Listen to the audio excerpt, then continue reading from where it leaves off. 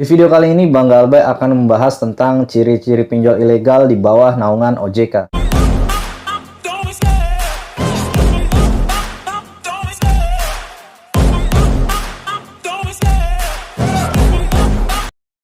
Assalamualaikum warahmatullahi wabarakatuh. Kembali lagi di channel Galbay Santai Official, channel yang memberikan informasi, edukasi, dan solusi tentang dunia perpinjolan. Semoga kalian semua Sobat Galbay dimanapun berada yang menyaksikan channel ini bisa bertambah kuat mentalnya, selalu diberikan kesehatan dan dicukupkan rezekinya ya, amin. Sebelum lanjut, yang belum subscribe silahkan subscribe, komen, dan like agar Bang Galbay akan semakin semangat memberikan edukasi dan solusi tentang dunia pinjol kepada kalian semua yang saat ini sedang mengalami mental down, dan juga buat kalian yang pengen sharing dan berbagi atau konsultasi boleh lewat email ini. Bang Galbay akan menjawab pertanyaan langsung via email ataupun nanti akan dibuatkan video untuk jawaban Sobat Galbay semua dimanapun berada.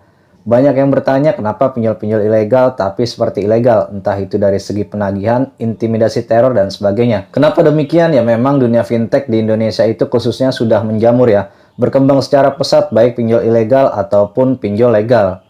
Tanpa repot, dana cair langsung ke ATM para nasabah. Lalu tahukah Anda kenapa banyak para nasabah ketika merasakan gagal bayar ilegal ataupun legal sepertinya sama aja, tidak ada bedanya.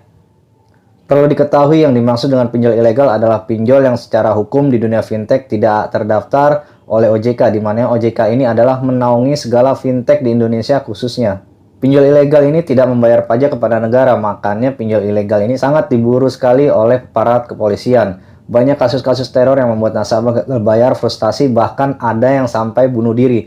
Bunga yang besar dan juga denda yang tak mungkin terbayarkan oleh para nasabah yang gagal bayar. Memang ada pinjol legal yang rasanya sama seperti ilegal, walaupun pinjol legal ini sudah di bawah naungan OJK. Pinjol legal ini menetapkan bunga dan denda yang besar kepada para nasabah, walaupun sudah berstatus legal oleh OJK.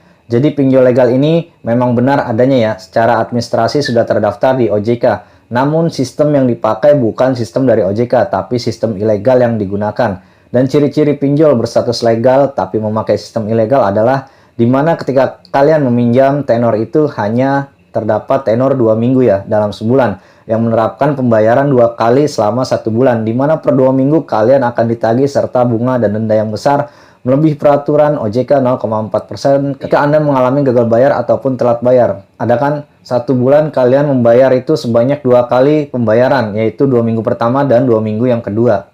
Biasanya pinjol dengan legal yang memakai sistem ilegal jarang sekali ada DC lapangannya dan tidak akan masuk ke slik OJK. Karena apa? Karena dia tidak mau OJK tahu tentang penerapan sistem yang dipakainya.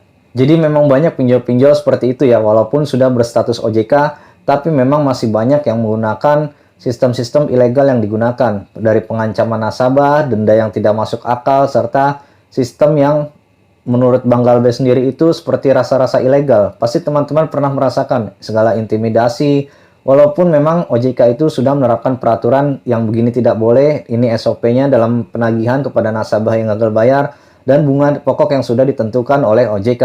Tapi ketika pinjol-pinjol legal ini, yang tadi Bang Galbay bilang ya, melakukan pembayaran sebanyak 2 kali. Itu adalah ciri-ciri pinjol menggunakan sistem ilegal. Terima kasih, itu saja yang bisa Bang Galbay sampaikan. Semoga bermanfaat untuk kalian semua yang menonton channel ini. Sampai jumpa di video selanjutnya. Bang Galbay pamit undur diri. Wassalamualaikum.